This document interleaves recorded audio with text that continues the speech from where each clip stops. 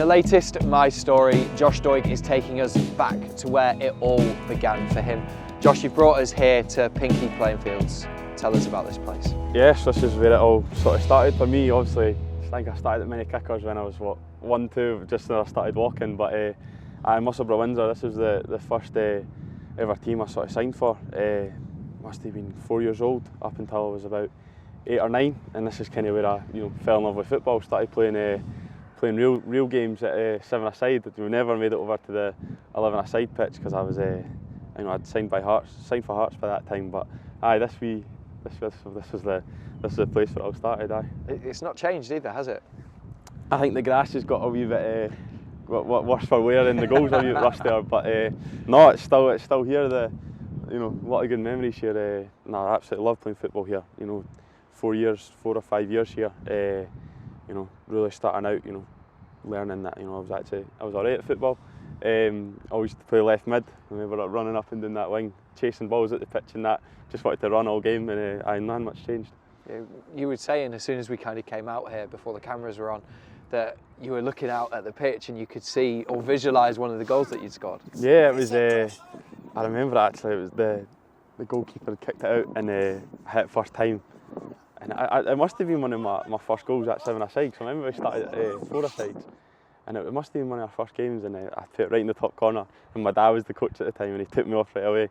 It was a tough school. My dad was the coach for the last 2 years here because he helped out because I think they were short on staff, and I think that it was definitely tougher on me than some of the other boys. That's for sure. But I think that kind of taught me lessons that didn't ever be too cocky if I was playing well, or I think we were in a lower division, so I wasn't the best of teams we were playing.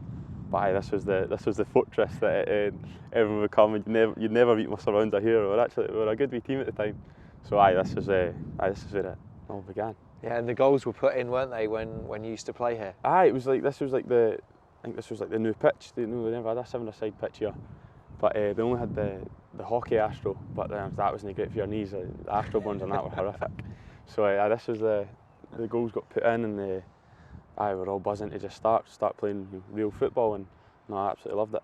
Yeah, what was your dad like then as the coach? He was hard, but I think that kind of he's always from a young age since I could walk. He put a ball at my feet, and he's probably put in more hours than me and I have myself. But it's paid off. But as a coach, he was definitely hard on me.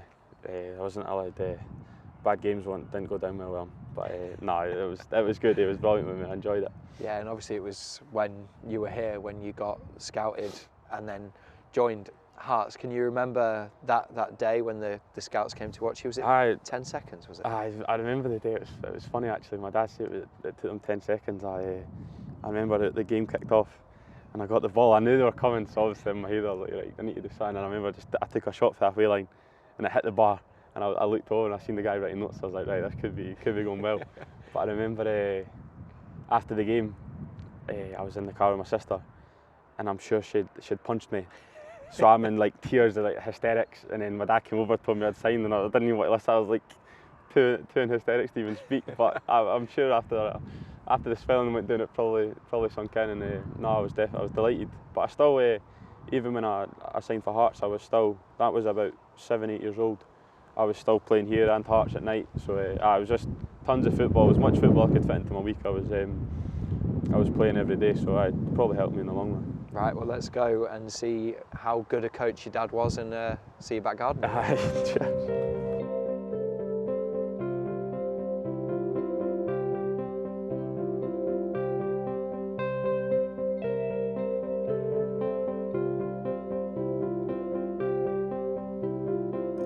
Josh, you brought us here to your house in Brunston. Mm-hmm. This is where you grew up. What was this area like for you as an 8-year-old? I've been here since 8 years old, and it's my primary school's just 2 seconds round the corner. So this was there was all around here street football all day. As soon as you got home from primary, it was as quick as you could get changed into your rubbish clothes to go and just play football till the sun goes down. So it was amazing. This is where I've probably got most of my football ability, most of the training, so say, came out of this, just playing football. In my this is my back garden. This, it's gutting now actually. To see it, it's got decking and stuff. It all used to just be goals. Like my pal running in the corner would bring his goals, and it'd be one day I think there was like 20 people in my back garden. Like couldn't even move, just playing. It was a full 11-a-side pitch, and it was just amazing. That's the days you remember as a young kid playing football growing up. But it wasn't just in here. It was all around. There's a big bit of grass at the end of the street as well. We used to play there. So just wherever you're allowed, my mum probably, we wrecked the grass enough for my mum to stop it eventually. But just anywhere around here you could get goals or just put a jacket down and play football. That was it, and it was every single day. Used to love it. It was a full operation then, bring the goals in, set them all up and then play. Yeah, it was used to absolutely love it. Used to have to bring them over the fence and you'd set up the wee pitch, but there was no rules. It definitely got feisty at the end of the day, but I used to absolutely love it. What else did you do other than football, or was it just always with your mates, like football? Just football. Nothing else, literally nothing else. There's nothing else to do, to be fair. Nothing else to do, so it was literally everyone in the school. It was a small school, only at New Craig Hall. It was only 110 people or so. I don't know what it's like now, there might be more, but it was a really small school at the time. But from 2 years above to 2 years below, everyone would just come together and just play football all day. So that's a football area, that's for sure. Yeah, and what were your parents like with you all 20 people in your back garden? I wasn't definitely not happy after it when the grass was wrecked, trying to upkeep it. But I think they know how much I loved football and just wanted to play it all the time. So I think they could sacrifice the grass a wee bit. Absolutely. Well, let's go and see your high school. Just around the corner. Yeah.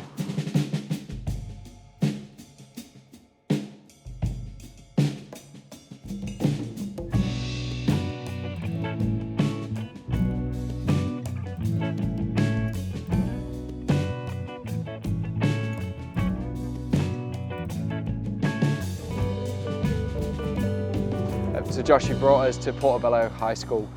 What were you like as a pupil? Some teachers give you different opinions, but I was pleasant enough to say that. I think it was just as I say, the ants in the pants, like not being able to sit still. I think 10 minutes into a lesson, I'd have to move or do something. Just that was the kind of one weakness I had for education. It was just not being able to really focus. So I think football now is probably my perfect job, kind of on my feet all day. So it's worked out all right. Did you always just want to play football or PE? That was like. PE was brilliant until you got to about S4, S5, and they started making you do writing, and that's when it went downhill for me. So I used to love it here. I remember used to be at the old school, which was 8 stories high. It was a nightmare in the morning. But I remember this was built when I was about 14, 15, and the pitches just got put in, and it was it was a dream come true for PE, going out and playing football in it, and playing for the school team as well. I used to play for the school team on it was a Sunday, and then I'd play for Hearts on the Friday. So it was just as much football as I could fit in again. But I used to love these Astros. As soon as they got built, it was like you definitely made the most of them. My pals, coming here after school and that. So love these pitches. Yeah, you did all right, didn't you? Like getting new pitches almost every time you went to a new place. No, I know, it must be a good influence. But I used to absolutely love it. To be fair, at the old school they used to have a wee 5-a-side pitch, but coming into this was amazing. Where did you play? What position for school? Were you again left mid or? I was striker actually. I used to be is that when you made that kind of transition? I made the leap up to striker for the school team. But I probably wasn't as good as the school team as I could have been. But I just used to love playing with my mates. It was something that I never really got to do being at pro youth and all. So the school team was I loved it. Made some brilliant memories with the school team. I used to enjoy it. We enjoyed it a lot. Have you been back here a lot, or? No, I came, lockdown. I had a few early mornings here, cracking up in the house. So I locked in a few times. I'd come here early morning, trying straight to trouble, and take a bag of balls and just fire balls about the pitch, do some runs and that. But it was definitely hard to keep motivated then. But having these pitches so close to my house, it was a 2-minute cycle where a bag of balls on your back. So it was worth it just to play football all morning. Absolutely. Well, let's go over to Oriam now. Yeah, Oriam.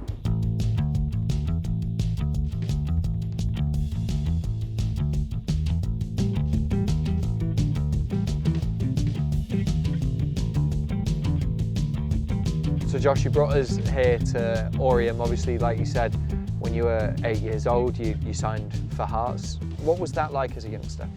It was good. You know, it was a pro youth system. It was probably better for my development. But you know, I spent a lot of good years here. Obviously, it didn't work out in the end. But you know, that happens in football. Some people's opinions. But I had a few brilliant coaches here growing up, and some good times. So I hold no grudges. Yeah, when you were there, you kind of played in a number of different positions as well.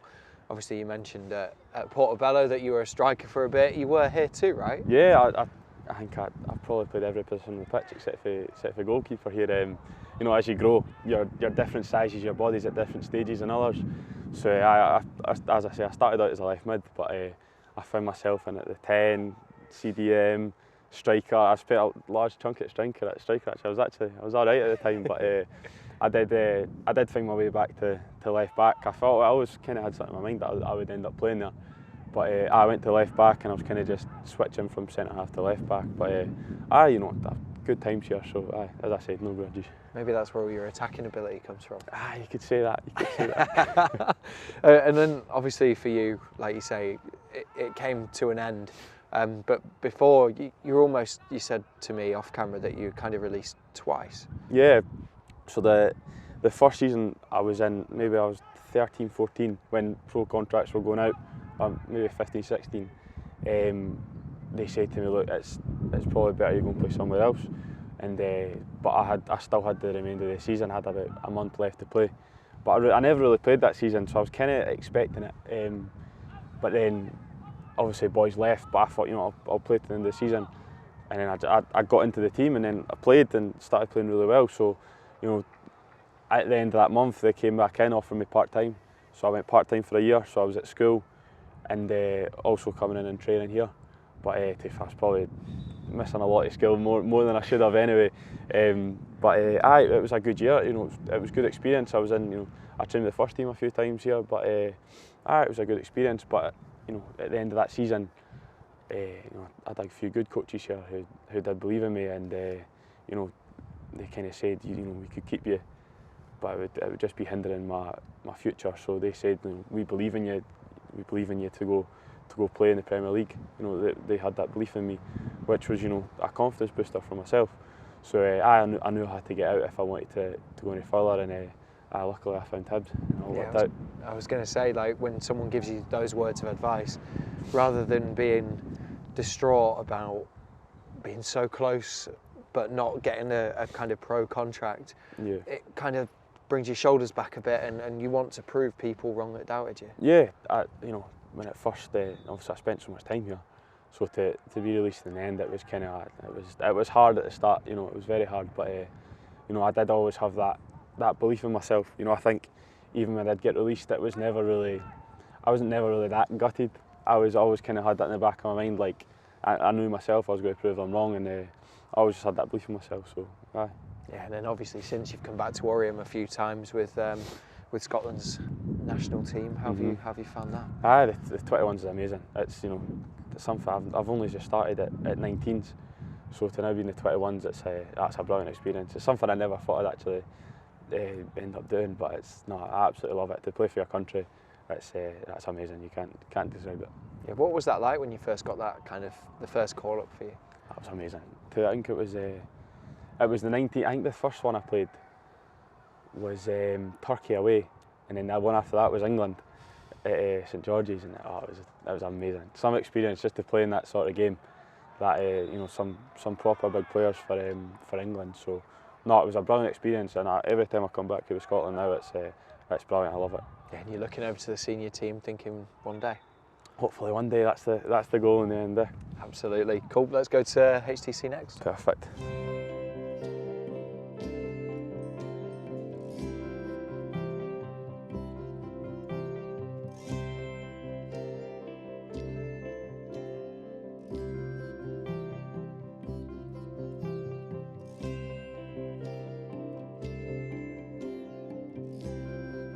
So Josh, you've taken us on your football journey so far, and we've ended here, obviously at the Hibernian Training Centre. Talk us through how you joined Hibs, what the process was, and what that was like at a young age. Yeah, so it was back in, I think, the middle of 2020, so I'd been released by Hearts, and obviously it was a hard time for myself, trying to build myself back up. I had a wee spell working with my mum and dad. Got a kind of taste for that, but what was that? What was that doing?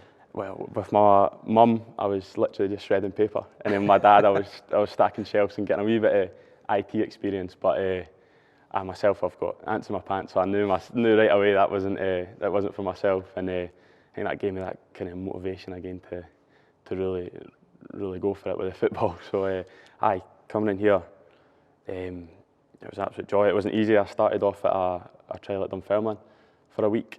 I really enjoyed it, and then St Johnstone as well. I was out in digs. It was both brilliant experiences with other clubs, but then when Hibs knocked on the door, there was no other option. It's Hibernian. It's one of the biggest clubs in Scotland. So it was a no-brainer. 10 minutes down the road as well for myself. So yeah, it was brilliant coming in at 18s in that as well. It was a brilliant experience. It was my first ever professional environment. So it was a new experience for myself. But I knew right away as soon as I got into it, first week I settled in, and I was ready to go. I was ready to play. So how long was that trial period? It was around a week. I was at Hibs during the whole spell training. Right. Okay. And then I played a game for Dunfermline during that, and I was kind of just all through the week training at a different club each day, which was it was brilliant for myself. I was getting all this experience. I trained with the first team at Dunfermline as well for a bit. So no, it was brilliant. But when Hibs offered the contract, it was a no-brainer for myself. I knew this was where I wanted to play. Yeah, what were the coaches and who were the coaches at that point? So when I came in, it was Colin Nish and Lee Makel, and then Eddie Makin looked over it all. And they were brilliant with my development. I was probably still the youngest player in that development squad, and I was very very nervous at the start. But as it went on, I got comfortable and started playing games, and loved it, absolutely loving it. I was enjoying myself. As the boy Tommy Block, who's now at Bognor Regis, he had his own flat 10 minutes from the corner from mine, so I stayed with him most of the time as well. So it was like kind of moving out and having my own little world. So it was an amazing experience for myself, and that's kind of what kick-started my career to where it is now. Yeah, and then obviously you went on loan. What was that experience like? Because obviously it's the first time for you in a senior dressing room and playing senior football. Yeah, I trained a wee bit with the first team, but not loads. So I knew I had to go out on loan if I wanted to, make that next step. And it was so when Queen's Park came in, it was scary for myself. It's my first first team experience, and I know the games were going to be at Hampden as well, which was just it just seemed like the biggest leap ever for myself. But I remember the week I was going, I had the option to either sign for Queen's Park or go with the 18s to Portugal, and it was just weighing it up, what do I do here? But I knew myself from my career I had to go to Queen's Park, and it was probably the best decision I've ever made in my life, because I think that experience with Queen's Park in that first team environment, playing places like Hampden with 1,000 fans at the time, it was gobsmacked. It was amazing. So I think that experience is what kind of kickstart my career, and then coming back in after Queen's Park, after obviously lockdown, the season got cut short. But coming back in after lockdown, I knew myself it was time to go. I wanted to be a first team player at Hibs. How did that help playing against men when you kind of came back to Hibs in the summer? That was massive. I was still like a wee boy. I'm still skinny now, but I was like a rake. So no, it was massive. The gym work was definitely different at first team level. Kind of bumped me up a lot more, and obviously the intensity of training. The demands for some of the senior players were, took you back a wee bit. So, but I think it was all just it was all perfect timing for me to, lockdown as well. Probably perfect timing because it was just in the house, gym work, focusing on myself. And that all sort of paid off at the end of the day. Yeah, and then obviously you came into the next season and fought your way into the starting lineup. Obviously Jack Ross was manager at that point. How did he and his coaching team help you develop and give you that confidence to make that step into the first team? Yeah, him, Potsy and Sammy were amazing. My first ever managers. They had that trust and belief in myself, which I wasn't really expecting, but it was a definite push. They pushed me a lot, and it paid out in the end. We played a lot of games last season, and winning the awards that we won. But it just seemed to go so fast. All of a sudden I was playing 18s, and now all of a sudden I was in the first team. I was going to say, were you surprised? I always had that. Even when I was released for Hearts, I always kind of had that belief in the back of my mind. Even when I was working with Mum and Dad, it was always, I knew myself. I thought, I had that belief in myself that I was always going to play first team. I didn't know where it was going to be, but I was just delighted it ended up being at Hibs and being at the local club. So it was a joy for myself. What was it like when you kind of step into the first team dressing room here and you're surrounded by legends, modern day legends, Lewis Stevenson, Paul Hanlon, and how did those guys help you? It's definitely intimidating, being with men. Some of them older than me, my dad at the time. It was a scary experience, but I felt, after a week or so, I fitted in well, and it's all about football. And at the end of the day, when you're out on the pitch, you need to be yourself. You need to implement your personality on your own game. So, Louis, Paul, Daz, Dave now into the coaching role. All the senior players were, amazing with myself. Wits at the time as well. They're all amazing with myself, and I've got them to thank for where I am. Yeah. Did you do a lot of work with Louis on the pitch? Obviously, left back, an icon here. Yeah, I think even still now he's sort of my mentor. He's always before games he's always brilliant with me. He's played against everyone now, so he's always good with the tips on what to do against certain players, and even in his own game. Sometimes coming out of the team last season, being able to just watch him and study him.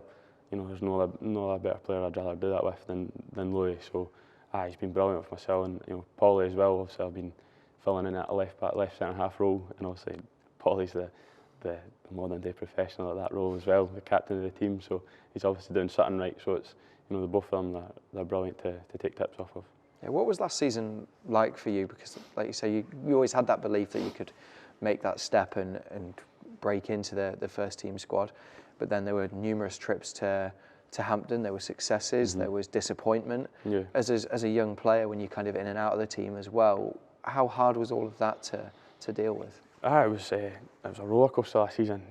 We still finished third. It was a successful season, but to lose a final the way we did in the semis, it was the first ever time in football that I felt proper, heartbreak almost, just absolutely gutted in it. It's a feeling that I don't really want to feel again. So it's good that it hurt me, because it kind of gave me that experience that don't let that happen again. Next time you need to go and win it. Yeah, absolutely. And for yourself, obviously, at the end of that year, you were named the Scottish Young Player of the season. How big of an achievement was that for you? Obviously, your first year in senior football and your first year in the Premiership. Yeah, it was actually. I won it the day before the semi-final. I think it was against Dundee United. It was the day I literally got the award in the hotel the day before the game. So it was kind of just like, right, can't get too excited about it. I've got a massive game tomorrow.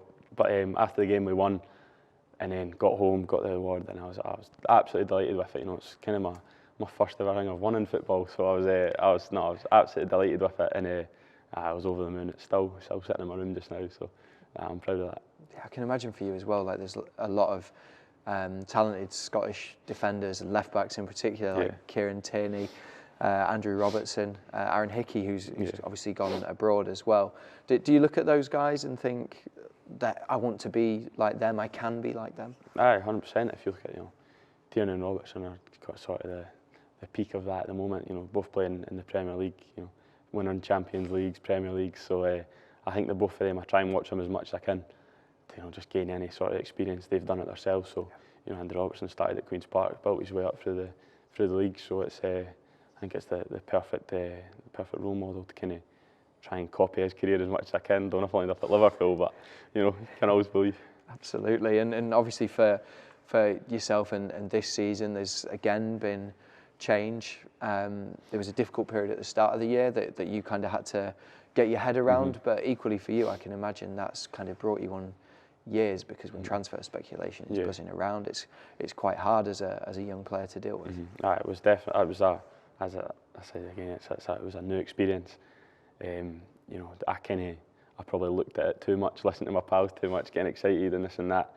But I think it taught me to just play football at the end of the day. Didn't look at it and keep away from your phone. Listen to what my pals say, have a laugh about it, but didn't take anything too serious. And I think it probably threw me off a wee bit, and took me a bit of time to get back into it. But at the end of the day, I started to come back in here. I started playing football again. That's all I love. That's all I want to do. It's all I love. It's my hobby at the end of the day, playing football. So to be doing it as a profession, it's an absolute joy. So I think that's kind of taught me, just don't look at anything. whatever speculation there is, put it to the back of your mind. Don't even look at it. Just play football. That's all you need to do.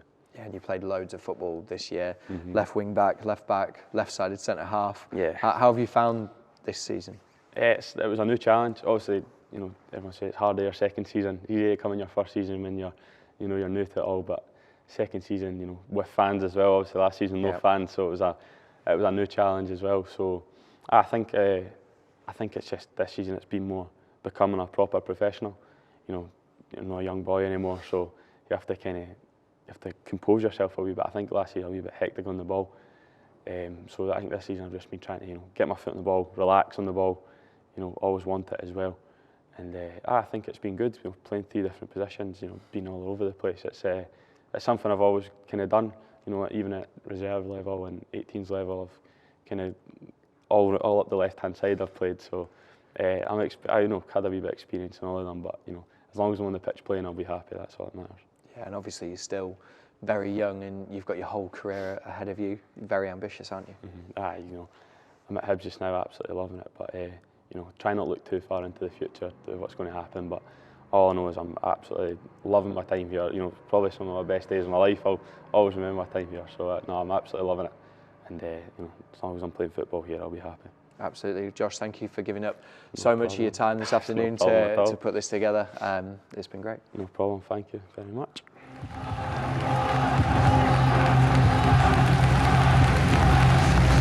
All roads lead to Easter Road. Join the journey.